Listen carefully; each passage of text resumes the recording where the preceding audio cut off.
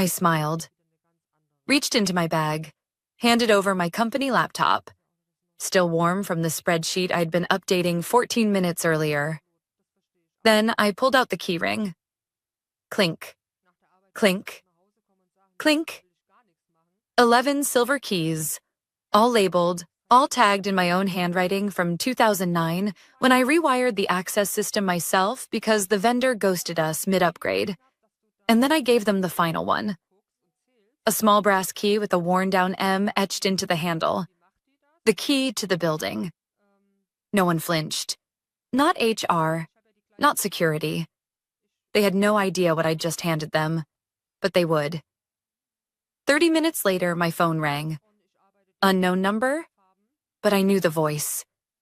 Why are we locked out of our own offices? The CEO screamed, his voice jagged with panic. I leaned back in my chair and looked out at the quiet street. You told me to return company property, I said. So I did. Let me rewind. 21 years. That's how long I kept that place running. Not just operations, not just facilities, not just budgets and compliance. Everything. Back when the company had 5 employees and a rented suite over a falafel shop, I showed up with a notebook, a toolbox, and a belief that if you fix the small things, the big things won't break. They didn't even have a business license in the right city. Guess who fixed that? I wasn't management. Not on paper. Never got the corner office or the bonus weekends in Tahoe. My title changed a dozen times over the years. Administrator, ops coordinator, office manager. Team mom, one CEO called me once. Like that was supposed to be cute. But when a pipe burst at 3 a.m. or someone crashed the internal server by downloading 400 stock photos of smiling salad women, they called me. Can you just... They'd say. And I always could. And I always did. You'd think they'd remember that when the layoffs started. But no, HR sent me a calendar invite with no subject line, just quick sync. Tuesday, 9 a.m., conference room C. I already knew. The office was buzzing with whispers. Budget cuts, restructuring, strategic pivots. The CEO had just hired a new branding firm to reimagine our corporate identity. Cost, $180,000. But apparently my salary was where they drew the line. I showed up at 8:55. I always showed up early. Habit. Conference room C smelled like nervous sweat and burnt coffee.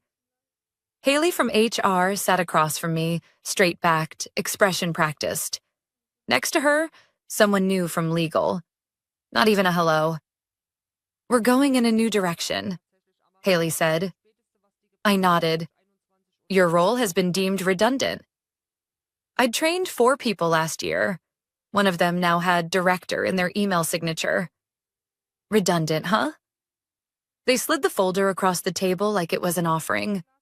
3 months severance, no acknowledgement, no handshake, no thank you. Return all company assets by end of day, the lawyer added, including keys, ID badge, electronics, and any property belonging to the organization. I just stared at them. Let the silence stretch long enough for someone to shift uncomfortably. And then I smiled.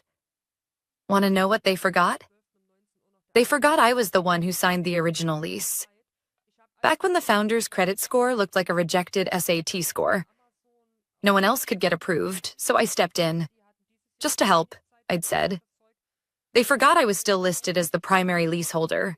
Never updated it. Never questioned it. Even after they moved floors, remodeled, doubled in staff, my name remained. I'd reminded the old CEO once, back in 2015. He laughed and said, well, if anything ever goes south, I guess you own the place. We both chuckled. I didn't bring it up again. So when I handed over the building keys that morning, I knew exactly what would happen. By 9:32 a.m., I'd already called the property manager. By 10 o'clock, the locks had been changed. By 10:27, the CEO, Nathan, called me in a full-blown meltdown. You can't just lock us out, he shouted. Read the lease, I said calmly. You don't own the office, you rent it, and you failed to renew. He went quiet for a second. You wouldn't dare. Should have thought of that before you let security escort me out of a building I legally occupy. They thought they fired me. What they didn't realize? They evicted themselves. This wasn't revenge. Not yet. But it was justice. Corporate justice. The quiet kind. The kind that walks out with a folder in one hand and 21 years of leverage in the other. And now? Now, the countdown had begun. 30 days to vacate. Unless they wanted to deal with me. And this time, I wasn't picking up after anyone. By the time the CEO's angry voicemail finished blaring through my phone, I'd already lit a lavender candle and poured myself a cup of chamomile tea. He was screaming something about breach of protocol, miscommunication, and legal action, but all I heard was panic wrapped in entitlement. I didn't reply. I didn't need to, because I had the lease. And more importantly, I had time. Let's rewind a bit further. Back to June when I first noticed something wasn't right. I was sorting through the monthly vendor invoices. Normally, I'd get a renewal notice from the property management company around that time of year. I remembered it like clockwork. Always a quiet little PDF attachment with lease renewal confirmation in the subject line. But this year? Nothing. I flagged it mentally. Not out of spite, just habit. It's what I did. I noticed things. Then I got curious. I opened my old Ops backup folder on my personal drive. The one I was never technically supposed to keep, but did anyway because, well, let's be honest. If I didn't, no one would. There it was. The original lease, signed July 2002. Co-signed by me. Not as a witness. As tenant of record. I'd only agreed to it back then because the founder, Jared, asked nicely. Just until we get the credit sorted, he said. I'll owe you forever. Forever turned out to mean exactly 14 months until the company started pulling in revenue. Then it was like I disappeared. Except I didn't. Because no one ever changed the leaseholder. Not when we expanded. Not when we moved up 2 floors. Not when Jared stepped down and Nathan took over. My name was still on every amendment, every HVAC upgrade, every renewal clause. And then I saw it. Section 4B. If lease renewal is not submitted in writing by the lessee within 30 calendar days of expiration, the tenancy reverts to month at property management's discretion. Failure to maintain active tenancy may result in forfeiture of occupancy rights and priority tenancy reallocation. In other words, they missed the deadline. And I still had control. That was June 3rd. They fired me on July 1st. I could have warned them. Sent a quiet reminder, a nudge. Hey, just checking on that renewal? But they didn't even look me in the eye during my termination meeting. Didn't thank me. Didn't acknowledge the 2 decades I gave them. Just handed me a standard form letter and walked me out like a temp. So no, I didn't remind them. I waited. And on August 1st, with the renewal window long closed and no communication from them or legal, I walked into the property manager's office. Calm, collected, and carrying a manila folder labeled in black Sharpie. 2002 to 2025. Lease control, Harkins. Thomas, the property manager, blinked at me like he was seeing a ghost. Miranda? In the flesh. He pulled up the records while I unpacked the documents, laying them out like a courtroom drama. Lease, amendments, email printouts, signed service agreements. All roads led to me. When he saw the missing renewal confirmation, he looked up slowly. They didn't send anything. Nope. And you're terminating? Yep. He ran a hand through his thinning hair. This is gonna get messy. That's not my department anymore, I said. By the time word reached Nathan, it was already too late. Locks were rekeyed, mail was being redirected. A new tenant, An AI health startup called Neuromint had already signed the next lease at double the rate. Apparently, they'd been waiting for a chance to get that office space for months. All they needed was a vacancy. And I just created one. That evening, I got a call from Lenny, my longtime friend and real estate attorney. He'd helped review the lease when I first signed it, back in the days when we both still had landlines and wore beepers to work. "You sure you want to go through with this?" he asked. "They made the decision for me," I replied. I wasn't looking for revenge. I wasn't even angry anymore. What I felt was clarity, and the kind of liberation that only comes after years of being overlooked. They forgot the rules. I remembered every clause. They discarded me. I held the deed to the building in my drawer. They underestimated me. I let them. And now? Now the countdown was real. 28 days to vacate. And the clock had already started. Back at the office, chaos was beginning to boil. Nathan called the property manager. Got nowhere. Haley from HR emailed me, cordially, asking if I'd be willing to assist in resolving a sudden real estate oversight. I didn't respond. Instead, I updated my lease termination file and added a sticky note. Do not engage. Let the paper do the talking, because they may have fired me, but I still held the pen. The first real sign of panic came 3 days later. It wasn't the flurry of emails from Haley's HR team or the sudden uptick in LinkedIn messages from people who had once walked past my desk without so much as a "good morning." It wasn't even Nathan's third voicemail, which alternated between fake concern and veiled legal threats. It was Dan from facilities, the only person in that building, besides me, who ever knew where the breaker box was without asking. He texted at 7:46 a.m. "Hey, Miranda, did you change the HVAC provider login?" I stared at the message for a long moment, coffee mug in hand. The question felt simple, but what it really meant was something else entirely. It meant, the building doesn't know how to breathe without you. Back when we first moved into that space in 2010, the HVAC system was a disaster. Old coils, miswired thermostats, and a basement unit that looked like it had survived World War II. The vendors were useless, overpriced, and mostly forgot we existed. So I learned it myself. Spent a weekend crawling through manuals and YouTube tutorials, translating technician language into something usable. Created a custom binder with colored tabs for every vent zone, pressure reading, and sensor quirk. Nobody asked me to do that, but everyone relied on it. By 2012, we stopped outsourcing entirely. I negotiated the service contracts, managed the accounts, and rerouted the payment structure through a shared ops business account, under my name with full administrative access. Nobody ever changed that.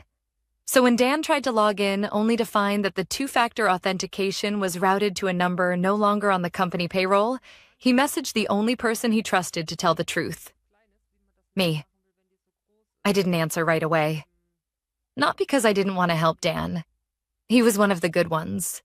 Quiet, competent, never talked down to me even though he was 20 years younger and built like a lumberjack. But because I needed them to feel it. Just a little.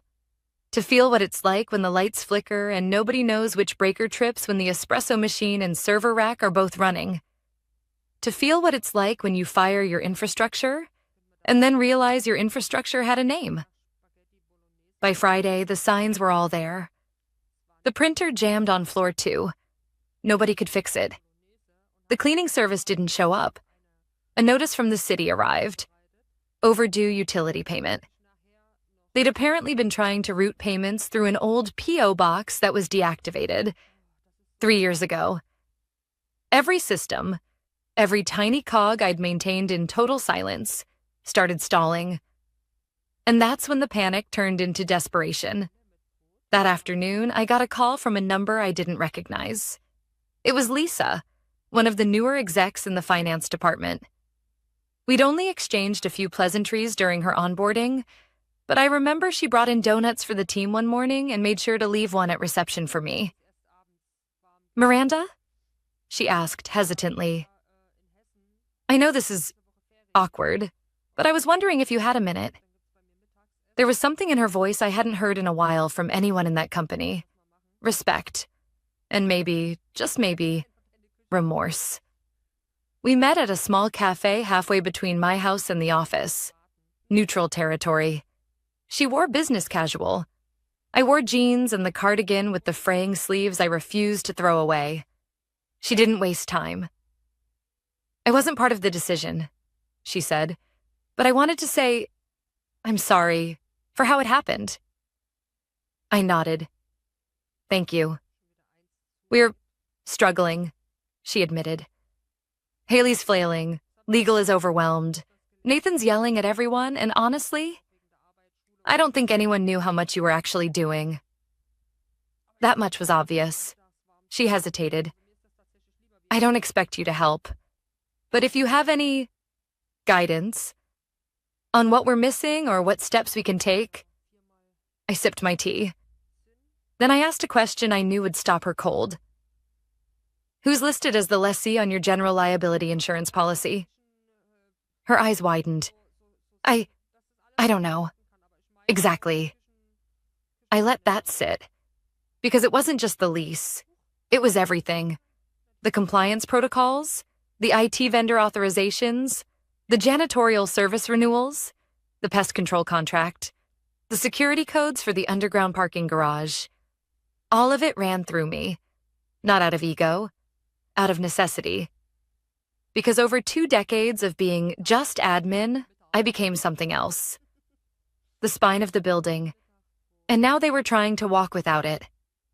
That night, I sat down at my kitchen table with a fresh notebook, labeled the front. Endgame, Q3 transition plan. Not for them. For me. Because it was time to do what I'd done every quarter for the past 21 years. Prepare for what comes next. I got the confirmation email from the court on a Tuesday afternoon. Subject line, Notice of Acceptance, Leaseholder Termination Petition. Timestamp 3:17 p.m. I sat at my dining table, laptop open, a manila folder beside me labeled in block letters. Termination Final. Attached was the official notice. Plaintiff, Miranda G. Harkins. Defendant, current occupant, Suite 201-221. Cause, failure to renew lease within contracted window order. 30-day notice to vacate property, effective immediately. Enforcement, authorized upon delivery of notice. I didn't smile, not out of bitterness, but because when you've spent your life cleaning up messes for people who never once said thank you, justice doesn't look like a celebration. It looks like clarity. The next step was routine. Print 3 copies of the eviction notice. 1 for the property manager, 1 for the county court, and 1 for the door. Thomas, the building's property manager, met me outside the main entrance the next morning. He had a clipboard under one arm and an expression that hovered between awkward and impressed. You sure about this, Miranda? I've been sure since the day they walked me out like a temp who forgot her badge. He nodded, handed me a zip tie. We walked up to the front doors, glass panels, smudged from too many hands and too few cleanings. The receptionist, someone new, probably another temp, watched us approach, confused. She leaned forward. Can I help you?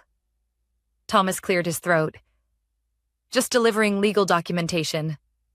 She blinked. Do I need to?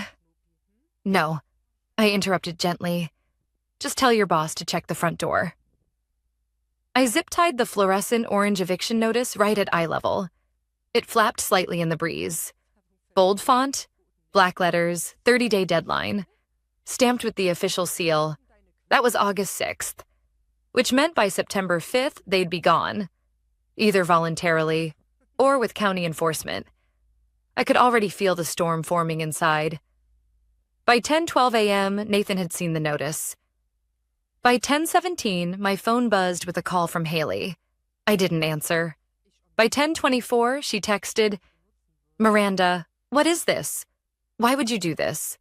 Please call me ASAP. I didn't. Because what was there to say? They'd built a company on the backs of people like me and convinced themselves that we were interchangeable. But here's the thing about infrastructure. It only seems invisible when it works. When it stops, everything breaks at once. By 3 o'clock that afternoon, their legal team had finally opened the scanned documents from the court. Lisa from finance forwarded me a screenshot. Subject: urgent. Leaseholder confirmation. Plaintiff Miranda Harkins. Subhead: eviction proceedings initiated. It included the scanned lease, my signature, the missed renewal clause, and the updated clause from 2015 that gave the leaseholder the sole right to terminate with 30-day notice in the event of non-renewal. All legally binding, all enforceable. No loopholes, no backup plan. No one had even bothered to read the contract before firing the woman whose name was on it. That evening, Dan texted again. They're freaking out. HVAC went down again and no one can get in touch with the contractor. They thought the autopay was still working. It wasn't. Because that autopay came from a shared ops account I closed the day after they terminated me. Then another message. Also, Haley said the new cleaning crew quit. Something about unpaid invoices from last month? Yup. Because that contract was under a month-to-month agreement, I managed directly. They hadn't even updated the payment info. One by one, the pillars were crumbling. Not because I broke them, because I'd held them up for 21 years, and when they let me go, they didn't know how to replace me. You can't replace something you never bothered to understand. On Friday, I received an email from Nathan. Subject: urgent. Request for discussion. Lease and operational oversight. His tone had changed. Gone was the arrogance, the condescension, the assumption that I was some middle-aged fixture collecting a paycheck. Now he was asking, not ordering. He wanted to find a resolution. He wanted clarity on next steps. He even ended the message with, "I appreciate everything you've done." Too late. That night, I sat in my backyard with a glass of wine, watching the sun dip behind the fence line. My old cat, Rufus, curled on my lap. He purred like he knew something big had shifted. I thought about all the times I stayed late for them. The office Christmas parties I helped organize, without pay. The dozens of onboarding binders I built from scratch. The night I missed my sister's birthday because someone jammed a badge in the elevator slot and nobody else knew how to reset the system. And then I thought about how they fired me. No handshake. No farewell. Just HR, a security guard, and a laptop box. So no, I wasn't taking Nathan's meeting, because the countdown had already begun. They say corporate culture is about resilience, adaptability, quick thinking. But what happens when the very foundation you built your company on walks out the door, holding the original lease agreement and 3 decades of memory? You get Monday, August 19th, 17 days before the eviction deadline. The morning started like any other, for me at least. Coffee. Quiet classical music on the radio. Rufus curled under the table, swatting at a pen I'd dropped. I was working on a puzzle. 1,000 pieces. For a scene. Therapeutic. Clean edges. Clear rules. Meanwhile, 4 blocks away, the walls were closing in. At exactly 8:12 a.m., I got a message from Lisa. Just a heads up. HR's in full damage control mode. They tried to call the landlord. Got nowhere. Dan says they asked him to break into the maintenance closet. He refused. Said it felt illegal. Proud of him. I grinned. A minute later, Dan texted me directly. They're calling it a rogue lease situation. Nathan said he's launching a formal internal review. Whatever that means. Translation: he's blaming everyone but himself. Classic. Then, just before lunch, my phone rang again. Private number. I was tempted to ignore it, but curiosity won. Miranda speaking. The voice on the other end hesitated. Hi, this is Clara. I'm the executive assistant to the board chair. Clara, I vaguely remembered her from holiday parties. Always polite, always overworked. I was asked to reach out. The board would like to schedule a conversation, off the record, about the lease situation. We're hoping to get your perspective. There it was. Not the CEO, not HR, not legal, the board. They'd realized what Nathan never did. The only person with leverage in this mess was the one they let go without a second thought. I stayed quiet for a beat, then said, I'm not sure I have any perspective that wasn't clearly outlined in the documents I submitted. Clara paused. I understand.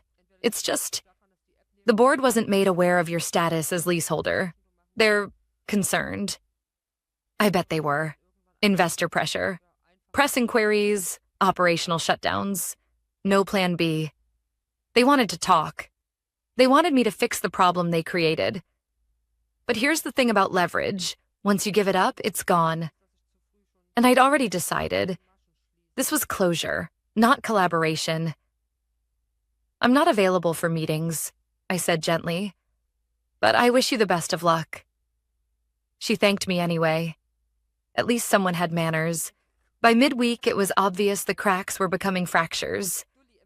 Dan called during his lunch break. They tried to host an all-hands meeting to reassure everyone, he said. Nathan called it a misunderstanding in paperwork logistics.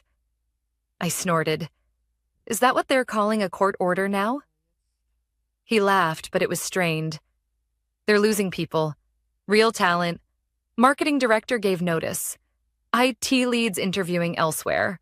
No one wants to stay in a sinking ship. Good for them. Honestly? Dan said. Good for you. He paused, then added something I hadn't expected.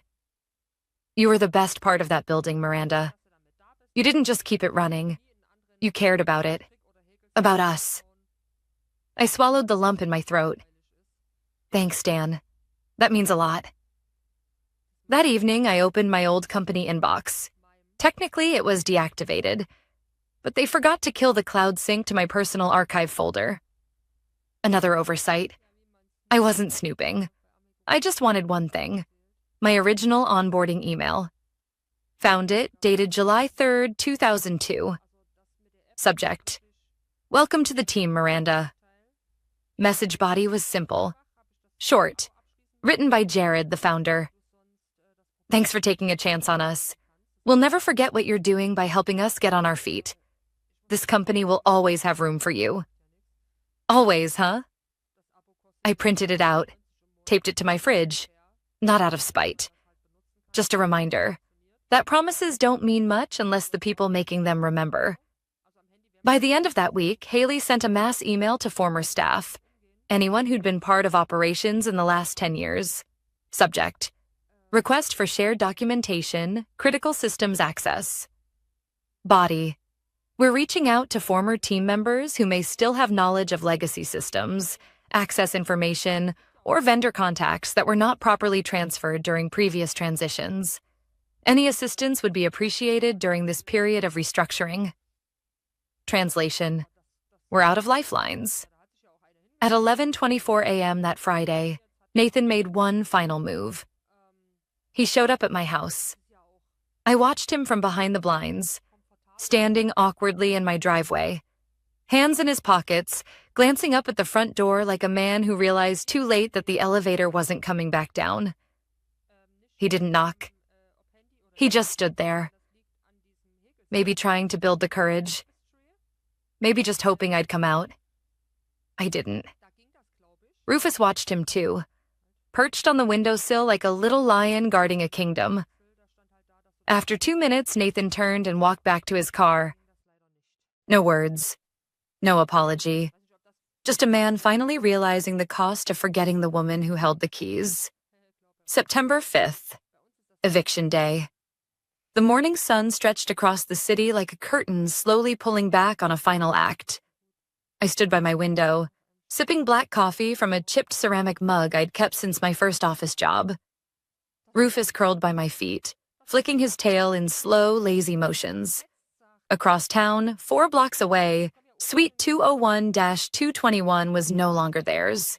The orange notice stayed on the door until 8:07 a.m., when the county marshal showed up with a clipboard, a neutral expression, and a roll of industrial-grade zip ties. Protocol. No drama, no exceptions. That office had once buzzed with over 100 employees.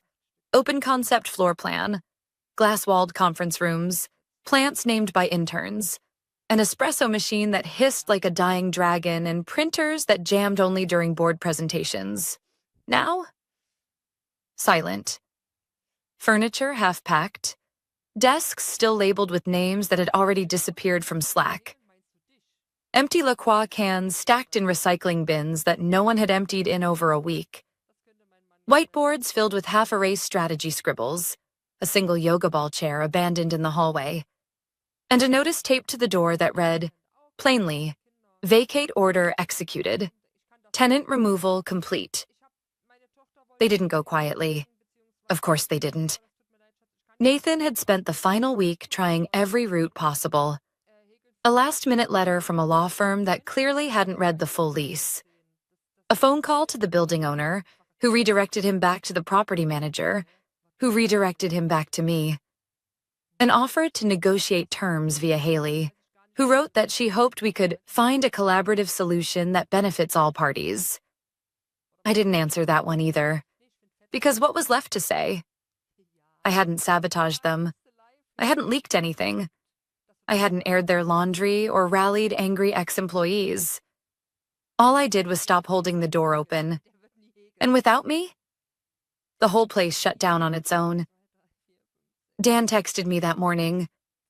It's over. They're gone. Place looks like someone unplugged the ambition and forgot to charge it again. He sent a photo. Empty floors, chairs stacked in corners, the ghost of an empire that forgot who built its foundation. Then a second photo. It was my old desk. Still there, shoved near the break room. A small framed photo of my dog sat on the shelf. I hadn't even realized I'd left it. Underneath it, a sticky note. Miss you already. Dan. I walked to the closet in my hallway and pulled out the folder labeled closure. Inside, all the documents. Lease termination confirmation, final payment receipts, eviction order acknowledgement. The contract from Neuromint, the AI startup moving in next week. Clean, clear, sealed. The new tenants had already begun painting the walls. Something fresh, muted, modern. They'd sent me a gift basket. Artisanal tea, a handwritten note. Thank you for making space for us. We'll treat it well. They even asked if I'd consider consulting during their transition. I said I'd think about it. At 12:34 p.m., I got one final email. From Nathan. No subject line, no caps. Just, I made a mistake. You didn't deserve how we treated you. You were more than just staff. You were the structure. I didn't see it. Until it was too late. No request, no question. Just words. That was the first honest thing I'd heard from him in years. I stared at it for a long time. I didn't reply. Some doors don't need reopening. That evening, I walked to the kitchen drawer, reached in, pulled out the old brass key, the one with the worn M etched into the handle. It didn't unlock anything anymore, but it had once unlocked everything. And now, it was mine to keep. Not because it gave me access, but because it represented value. Proof that I'd been there, that I mattered, even when no one noticed. I hung it on the small hook next to my front door, right between my first paycheck stub from 1981 and the handwritten note Jared gave me the day we moved into the downtown office. This place only works because of you. Don't let us forget that. They forgot, but I didn't. You see, this story isn't about revenge. It's about being erased. Quietly, systematically, until one day you're just gone. And they don't even feel the difference. Until everything falls apart. And then they remember. Too late. It's about leverage. Not the kind you swing around. The kind you earn, quietly, over time, piece by piece, by being the one who shows up early, by fixing the leak no one else notices, by remembering the password, by holding the key. The next morning, I took a walk downtown, passed by the office building out of curiosity. The new sign was already up. Suite 201-221, Neuro Mint Headquarters. The windows were clean. A delivery truck was parked outside. New beginnings. I didn't stop, didn't linger. Just smiled, took a sip of my coffee, and kept walking. Wind in my hair, peace in my chest, closure in my pocket. Because I gave back everything they asked for. And I left with everything they didn't even know I owned. Launebub. Mit Handarbeit meine ich Handarbeit. Das hier. Stricken, häkeln, töpfern, kleben, filzen, was es halt alles so gibt. Nicht